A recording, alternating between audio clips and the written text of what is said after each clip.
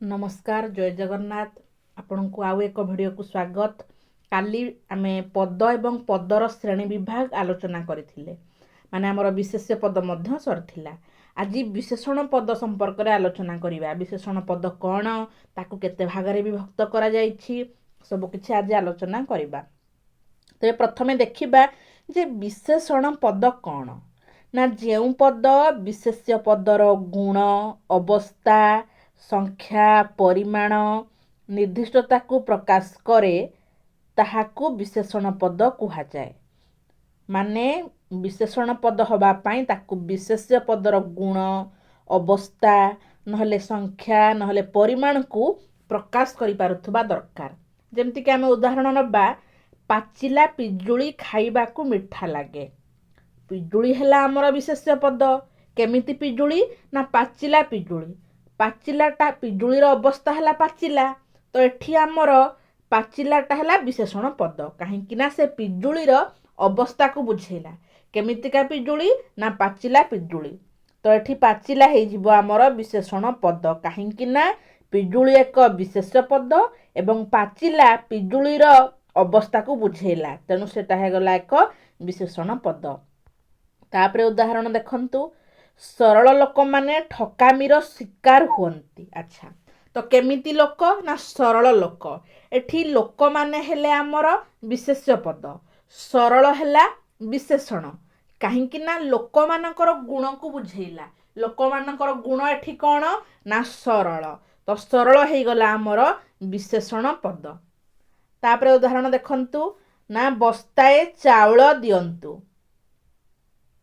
बस्ताए चाउल दियंतु एठी चाउल आमर विशेष्य पद एक वस्तुवाचक विशेष्य भाव में आम चाउल को ग्रहण करूँ तो चाउल केते परिमाण रे चाउल ना बस्ताए चाउल तो चाउलर परिमाण को किए बुझाइला ना बस्ताए बुझेला तो बस्ताए हे गला एठी आमर कोन ना विशेषण पद। तापरे देखंतु विशेषणर प्रकार भेद। आम विशेषण पद को प्रायतः 9 भाग रे विभक्त करिछंती। कौन कौन ना गुणवाचक विशेषण अवस्थावाचक विशेषण संख्यावाचक विशेषण परिमाणवाचक विशेषण विशेषणर विशेषण विधेय विशेषण क्रियाज विशेषण क्रिया विशेषण आ गोटी हैला हमर तुलनात्मक विशेषण। तबे आमे गोटी गोटी करी आलोचना करिबा। प्रथमे देखंतु गुणवाचक विशेषण पद कौन। अच्छा जेउ विशेषण पद विशेष्य पदर गुण को प्रकाश करे ताहाकू गुणवाचक विशेषण कहंती। माने हमर गुणवाचक विशेषण भाव रे विवेचित हेबा पई हमर विशेषण पद को विशेष्य पदर गुण को प्रकाश करिया पई पड़िबो। उदाहरण देखिले बुझी पारिबे। एही जटिल प्रश्नर उत्तर प्रदान करंतु। केमिति प्रश्न ना जटिल प्रश्न एठी प्रश्नर गुण को बुझेला कि जटिल तो जटिल हे गला हमर गुणवाचक विशेषण पद। माने उत्तर प्रश्न हे जिवो हमर एठी विशेष्य होउछि आ जटिल एठी हमर हे जिवो विशेषण काहेकि ना से प्रश्नर गुण को बुझेला। केमिति प्रश्न ना जटिल प्रश्न।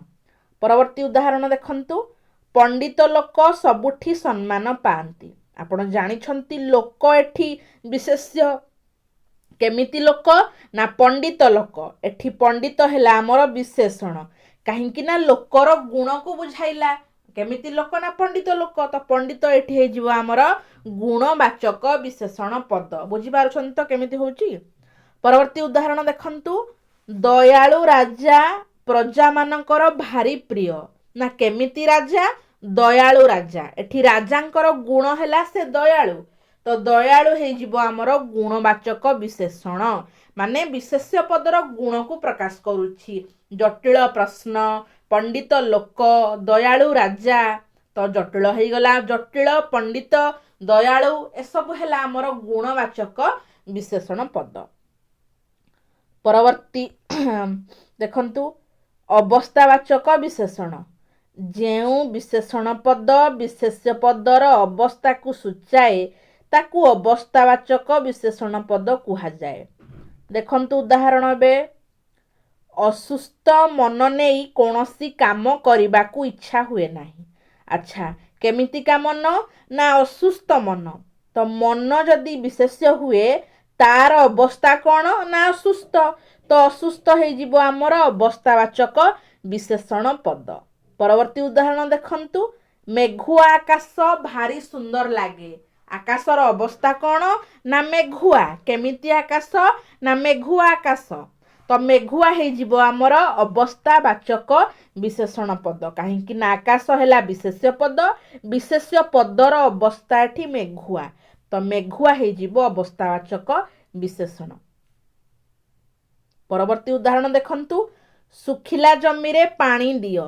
ଜମି ଯଦି ଆମର ବିଶେଷ୍ୟ ପଦ ହୁଏ, ଶୁଖିଲା ଏଠି ହେଇଯିବ ତାର ଅବସ୍ଥା। କେମିତିକା ଜମି? ନା ଶୁଖିଲା ଜମି। ତ ଶୁଖିଲା ମଧ୍ୟ ଆମର ଅବସ୍ଥାବାଚକ ବିଶେଷଣ।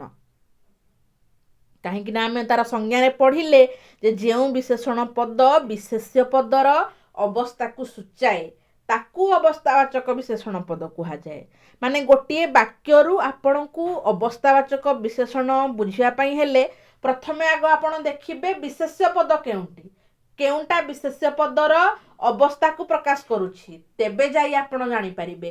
ତ ପ୍ରଥମେ ଆମକୁ ବିଶେଷ୍ୟ ପଦକୁ ନିର୍ଦ୍ଧାରିତ କରିବା ପାଇଁ ପଡିବ ଯେ ଆମର ଉଦାହରଣରେ କେଉଁଟି ବିଶେଷ୍ୟ ପଦ। ଆମର ପରୀକ୍ଷାରେ ପଡେ ନିମ୍ନଲିଖିତ ପ୍ରଶ୍ନରୁ କେଉଁଟି ଅବସ୍ଥାବାଚକ ବିଶେଷଣ ବା କେଉଁଟି ଗୁଣବାଚକ ବିଶେଷଣ, ଏମିତି ସବୁ ପ୍ରଶ୍ନ ଆସେ। ତ ପ୍ରଥମେ ଆପଣଙ୍କୁ ବିଶେଷ୍ୟ ପଦକୁ ଖୋଜିବା ପାଇଁ ପଡିବ। ବିଶେଷ୍ୟ ପଦକୁ ଖୋଜି ପାଇଲା ପରେ ଆପଣ ବିଶେଷଣକୁ ଆରାମସେ ବୁଝିପାରିବେ। ପରବର୍ତ୍ତୀ ଦେଖନ୍ତୁ। ସଂଖ୍ୟାବାଚକ ବିଶେଷଣ। ଯେଉଁ ବିଶେଷଣ ପଦ ବିଶେଷ୍ୟ ପଦର ସଂଖ୍ୟାକୁ ସୂଚିତ କରିଥାଏ ତାକୁ ସଂଖ୍ୟାବାଚକ ବିଶେଷଣ କହନ୍ତି। ମାନେ ଆମର ସଂଖ୍ୟାବାଚକ ବିଶେଷଣ ପଦ କ'ଣ କରେ? ନା ବିଶେଷ୍ୟ ପଦର ସଂଖ୍ୟାକୁ ସୂଚିତ କରେ। ଦେଖନ୍ତୁ ଉଦାହରଣ ଦେଖିଲେ ବୁଝିପାରିବେ।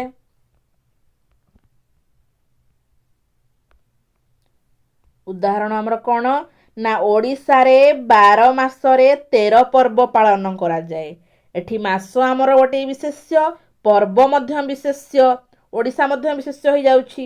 ତ ଆମର ମାସ ଯୋଉ ରହିଲା କେତେ ମାସରେ? ନା 12 ମାସରେ। କେତେ ପର୍ବ? ନା 13 ପର୍ବ। ଏଠି ବିଶେଷ୍ୟ ପଦର ସଂଖ୍ୟାକୁ ପ୍ରକାଶ କରୁଛି। ମାନେ 12 ଆଉ 13 ହେଲା ଆମର ସଂଖ୍ୟା। ସେ ବିଶେଷ୍ୟ ପଦର ସଂଖ୍ୟାକୁ ଯେହେତୁ ପ୍ରକାଶ କଲା ତାକୁ ଆମେ କହିଲେ କ'ଣ? ନା ସଂଖ୍ୟାବାଚକ ବିଶେଷଣ। ଉଦାହରଣ ଆଉ ଗୋଟିଏ ଉଦାହରଣ ଦେଖନ୍ତୁ। 7 ଭାଇରେ ଗୋଟିଏ ଭଉଣୀ ତଅପୋଇ। ତ ଭାଇ ଏଠି ଆମର ବିଶେଷ୍ୟ। କେତେ ଜଣ ଭାଇ? ନା 7 ଜଣ ଭାଇ। ତ 7 ହେଇଗଲା ଆମର ସଂଖ୍ୟାବାଚକ ବିଶେଷଣ। କାହିଁକି ନା ଭାଇର ସଂଖ୍ୟାକୁ ବୁଝାଇଲା। ପରବର୍ତ୍ତୀ ଉଦାହରଣ ଦେଖନ୍ତୁ। ମଣିଷ ମନରେ ଅସଂଖ୍ୟ ଭାବନା ଆସେ। ଅସଂଖ୍ୟ ଏଠି ହେଇଯିବ ଆମର କ'ଣ? ନା ସଂଖ୍ୟାବାଚକ ବିଶେଷଣ। ନା କେତେ ଭାବନା? ଅସଂଖ୍ୟ ଭାବନା। ପରବର୍ତ୍ତୀ ଦେଖନ୍ତୁ। ପରିମାଣବାଚକ ବିଶେଷଣ ପଦ। ଯେଉଁ ବିଶେଷଣ ପଦ ବିଶେଷ୍ୟ ପଦର ପରିମାଣକୁ ବୁଝାଏ ତାକୁ କୁହାଯାଏ କ'ଣ? ନା ପରିମାଣବାଚକ ବିଶେଷଣ ପଦ। ଉଦାହରଣ ଦେଖିଲେ ବୁଝିପାରିବା। କପେ ଚା ଦିଅନ୍ତୁ। ଚା ଏଠି ଆମର ହେଇଗଲା ବିଶେଷ୍ୟ।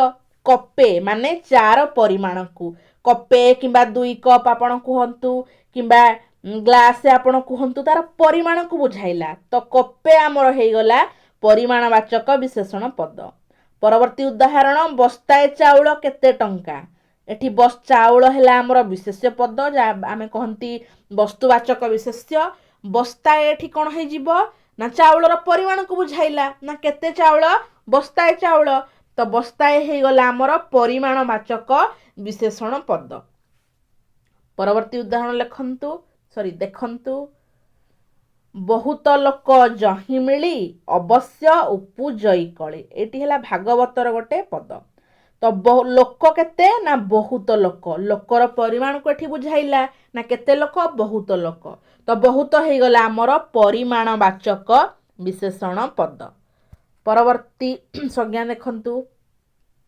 ବିଶେଷଣର ବିଶେଷଣ। ଆମେ ତ ଏତେ ପ୍ରକାର ବିଶେଷଣ ପଢିଲେ, ପୁଣି ବିଶେଷଣର ବିଶେଷଣ କ'ଣ? ନା ଯେଉଁ ବିଶେଷଣ ଅନ୍ୟ ଏକ ବିଶେଷଣର गुण मात्रा अवस्था बा आधिक्य प्रकाश करे ताहाकू विशेषणर विशेषण कुहाଯାଏ। माने विशेषण पदटा आउ गोटे विशेषणर गुण को बुझाउथिबो नहले मात्रा नहले अवस्था को प्रकाश करुथिबो। तो देखंतु कौन हेबो एठी हमर उदाहरण परम धार्मिक युधिष्ठिर। आपण जानिछंती युधिष्ठिर ए वाक्य रे जणे विशेष्य पद कारण युधिष्ठिर जणे व्यक्ति नाम बा आमे कहिबा हमर पंचु पांडवक मध्यरु जनक नाम युधिष्ठिर प्रथम पांडव। तो युधिष्ठिरंकर गुण कौन धार्मिक हवा कथा पुणी धार्मिक एठी गोटे कौन धार्मिक गोटे विशेषण पद पुणी धार्मिक पूर्वर आ गोटे पद देखंतु परम अछि परम को एठी आमे कहि परिबा विशेषणर विशेषण काहेकि ना धार्मिक बोली जो विशेषण पदटा थिला परम तार आधिक्य को प्रकाश कला ना केमिति धार्मिक ना परम धार्मिक जेहेतु धार्मिक गोटे विशेषण पद तार आधिक्य को प्रकाश करुछि परम ना आहुरी धार्मिक परम धार्मिक। तो परम एठी हे जिवो हमर विशेषणर विशेषण। परवर्ती उदाहरण देखंतु से निहाती सत कथा कहूछि। तो एठी सत केमिति कथा ना सत कथा गोटे विशेषण हमर एठी होउछि पुणी केमिति कहूछि ना निहाती सत कथा कहूछि। तो निहाती हे जिवो हमर एठी विशेषणर विशेषण काहेकि ना ए निहातीटा हमर जो सत कथा बोली जो विशेषणटा उदाहरण अछि तार आधिक्य को प्रकाश करुछि। खरा दिने अधिक गरम पवन हुए। तो एठी अधिक ही गला हमर विशेषणर विशेषण एक रे तो गरम गोटे विशेषण गरम को हम विशेषण बोली कहिबा पुणी केमिति गरम ना अधिक गरम केते गरम अधिक गरम। तो अधिक ही जिवो हमर एठी विशेषणर विशेषण काहेकि ना एठी गरमर मात्रा को बुझाइला केते गरम ना अधिक गरम। तो अधिक ही जिवो हमर विशेषणर विशेषण। परवर्ती संज्ञा को आसंतु विधेय विशेषण विशेषण पद विशेष्य पदर परे व्यवहृत हेले विधेय ताकू विधेय विशेषण कुहा जाए। ए पर्यंत आमे जेतिकी पढ़िले आपण देखिथिबे विशेषण पदटा सबु बेले विशेष्य पदर पूर्वरु व्यवहृत होइथिबो केतेबेले भी परे व्यवहार करा जाइनी किंतु जेउठी हमर परे व्यवहार करा गला माने विशेष्य परे विशेषण रहिला ताकू आमे कहिले कोन ना विधेय विशेषण। उदाहरण देखंतु निरंजन बाबूंक हृदय निर्मल। एठी निरंजन बाबू हेले हमर कोन ना विशेष्य पद। तो निर्मल जेहेतु विशेष्य पद परे रहिला निर्मल हे जिवो हमर कोन ना विधेय विशेषण। परवर्ती उदाहरण देखंतु पिलाटीर व्यवहार सुंदर। पिलाटी हमर विशेष्य पद आमे जानि छंती तो विशेष्य पद परे कोन रहिला ना सुंदर। तो सुंदर हे जिवो कोन ना विधेय विशेषण। तापर उदाहरण देखंतु गाड़ी रे तेल अल्प अछि।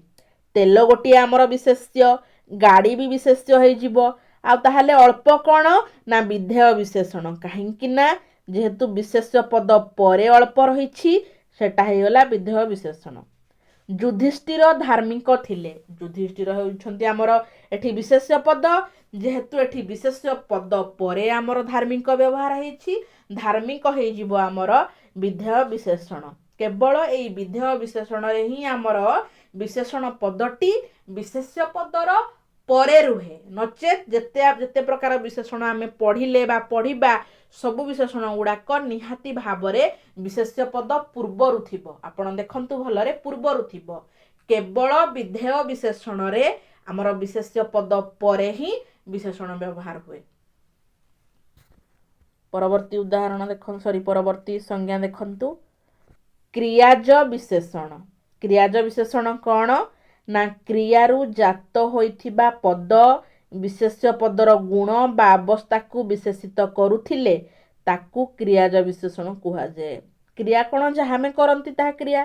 तो जदि क्रियारु जात होइथिबा पदटी विशेष्य पदर गुण अवस्था को विशेषित करुथिबो बा प्रकाश करुथिबो ताकू आमे कहिबा क्रियाज विशेषण। उदाहरण देखंतु पिलाटी चलंता गाड़ी रु पड़ी गला।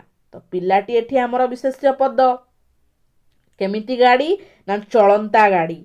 तो चलंता एठी हेजिबो आमर कोन ना क्रियाज विशेषण। आपण कहिबे जे चलंता काहेकि हैला क्रियाज विशेषण, काहेकि ना चलेइबा बा चालिबा गोटे क्रिया गोटे कार्यर नाम। आपण गाड़ी चलाउछंती गोटे कार्य करूछंती, तो जेहेतु एई चलंता पदटी सेई आमर चलाइबा क्रियारू आसीछि, तो एटा गोटे चलंता हैला क्रियाज विशेषण, क्रियारू जात हेछि। तापरे आसिला कोन ना सोइला पुअर भाग नाही। सोइला एठी जिबा हमर क्रियाज विशेषण, जेहेतु सोइबा मध्य गोटे माने आम दैनंदिन जीवन गोटे काम, तो सेठू जेहेतु एई पदटी सृष्टि होइछि आमे याकू कहिले क्रियाज विशेषण, क्रियारू जात विशेषण। जियंता माछ, जियंता एठी हेजिबा हमर क्रियाज विशेषण। परवर्ती संज्ञा देखिबा, क्रियाज गला आसला क्रिया विशेषण। क्रिया विशेषण कौन ना जेउ विशेषण पद क्रियार कौनसी गुण को विशेषित करे ताकू क्रिया विशेषण कुहा जाए। उदाहरण देखिले आपण बुझी पारिबे, पवन धीरे धीरे बहुछि। आज्ञा बहुछि एठी गोटे क्रिया, बहुछि गोटे क्रिया, तो बहुछि पूर्वरु जेउ धीरे धीरे पदटी व्यवहार हैला सेठी हे गला हमर कोन ना क्रिया विशेषण। काहेकि ना ए पदटी कौन है ना क्रियार कौनसी गुण को विशेषित कला। माने बहुछि जदि गोटे क्रिया तार केमिति बहुछि ना धीरे धीरे बहुछि, तार गोटे क्रिया तार गोटे गुण को बुझेइला बा गुण को प्रकाश कला। बहुछि रो गुणटा केमिति बहुछि ना धीरे धीरे बहुछि, तो धीरे धीरे एठी हे जिवो हमर क्रिया विशेषण। परवर्ती उदाहरण देखंतु, घोड़ा शीघ्र दौड़ी पारे। दौड़ी पारे गोटे क्रिया, आपण जानि छथि गोटे कार्य नाम क्रिया माने दौड़िबा गोटे कार्य मध्य। तो केमिति दौड़ुछि ना शीघ्र दौड़ुछि, माने दौड़िबार गुण को प्रकाश करूछि ए शीघ्र।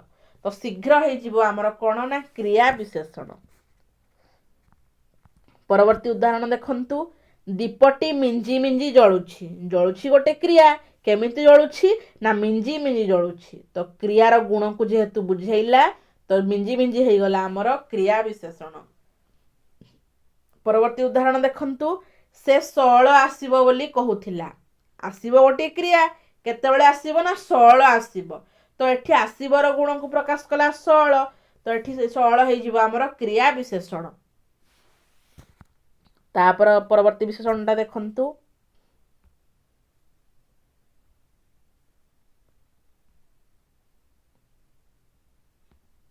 तुलनात्मक विशेषण। दुई बा ततोधिक विशेष्य पद मध्यरे तुलना करिबा पई जेउ विशेषण पद व्यवहृत हुए ताकू तुलनात्मक विशेषण कहंती। माने तुलनात्मक विशेषण कौन ना आमे दुई बा ताठारु अधिक विशेष्य पद मध्यरे जेतेबेले तुलना करंती सेटा हे जाय हमर तुलनात्मक विशेषण। तुलना करिबा पई जेउ विशेषण पदटी आमे व्यवहार करिबा, मनकर दुई किंबा ताठू अधिक विशेष्य पद नबा, ताकू तुलना करिबा पई बा तांको मध्यरे तुलना करिबा पई जेउ विशेषण पदटी व्यवहार करिबा ताहा हैला तुलनात्मक विशेषण। उदाहरण देखिले बुझी पारिबे, हिमालय पृथ्वीर उच्चतम पर्वत। एठी आग प्रथमे आपण देखंतु दुईटी आमर विशेष्य पद अछि, गोटी हैला हिमालय, गोटी हैला पर्वत। तो पर्वत मानक भितरे हिमालय को तुलना करा जायछि, जे आमर जेते पर्वत अछि सबुठारु हिमालय हैला उच्चतम। तो ये जो हिमालय आ पर्वत भितरे आमे तुलना कले एठी किए रहिला मझिरे केउटी विशेषण रहिला ना उच्चतम। उच्चतम हे जीव एठी तुलनात्मक विशेषण, काहेकि ना गोटे पटे आमे हिमालय को रखिले आ गोटे पटे सबु पर्वत को रखिले, तो ताको भितरु हिमालय हैला उच्चतम। तो आमर उच्चतम हे जीव एठी तुलनात्मक विशेषण, काहेकि ना दुईटी विशेष्य पद को तुलना करिबा पई एठी आमे उच्चतम को व्यवहार कले। परवर्ती उदाहरण देखंतु, गोपाल हरि ठारू उच्चतारे क्षुद्रतर। गोपाल हरि ठारू उच्चतारे क्षुद्रतर, तो एठी आमे गोपाल आ हरि भितरे तुलना करूछंती ना किए काहा ठारू क्षुद्र ना गोपाल हरि ठारू क्षुद्रतर। तो जेउटी व्यवहार कले आमे तुलना करिया पई ताहा हला क्षुद्रतर, तो क्षुद्रतर हे गला हमर तुलनात्मक विशेषण। परवर्ती उदाहरण देखंतु, राम श्रेणी रे सबुठारु क्षुद्रतम बालक। ତ ତାଙ୍କ ଶ୍ରେଣୀରେ ଯେତେ ପିଲା ଅଛନ୍ତି ରାମ ସବୁଠାରୁ କ୍ଷୁଦ୍ରତମ। ତ ରାମ ସହିତ ଆମେ ଶ୍ରେଣୀର ସବୁ ପିଲାଙ୍କୁ ତୁଳନା କରୁଛନ୍ତି। ତ ଏଠି ହେଇଯିବ ଆମର କ୍ଷୁଦ୍ରତମଟା କ'ଣ ନା ଏଠି କ୍ଷୁଦ୍ରତମ ହେଇଗଲା ଆମର ତୁଳନାତ୍ମକ ବିଶେଷଣ। ଆପଣଙ୍କ ମନରେ ପୁଣି ଗୋଟେ ସନ୍ଦେହ ଆସିବ ଯେ ମାନେ ଦ୍ୱିତୀୟ ବାକ୍ୟରେ ତ ଗୋପାଳ ହରି ଠାରୁ ଉଚ୍ଚତାରେ କ୍ଷୁଦ୍ରତର, ଏଠି ତ କ୍ଷୁଦ୍ରତର ଲେଖିଛନ୍ତି, ପୁଣି ରାମ ଶ୍ରେଣୀରେ ସବୁଠାରୁ କ୍ଷୁଦ୍ରତମ ବାଳକ, କାହିଁକି କ୍ଷୁଦ୍ରତମ ହେଲା? ସେକେଣ୍ଡ ଉଦାହରଣଟି କାହିଁକି କ୍ଷୁଦ୍ରତର ହେଲା? ଆପଣଙ୍କ ମନରେ ନିହାତି ପ୍ରଶ୍ନ ଆସିବ। କାହିଁକି ନା ଯେତେବେଳେ ଆମେ ଦୁଇ ଜଣଙ୍କ ମଧ୍ୟରେ ତୁଳନା କରନ୍ତି, ସେକେଣ୍ଡ ବାକ୍ୟରେ ଆମେ କ'ଣ କରିଛନ୍ତି? ଗୋପାଳ ଆଉ ହରି 2 ଜଣ ବାଳକ।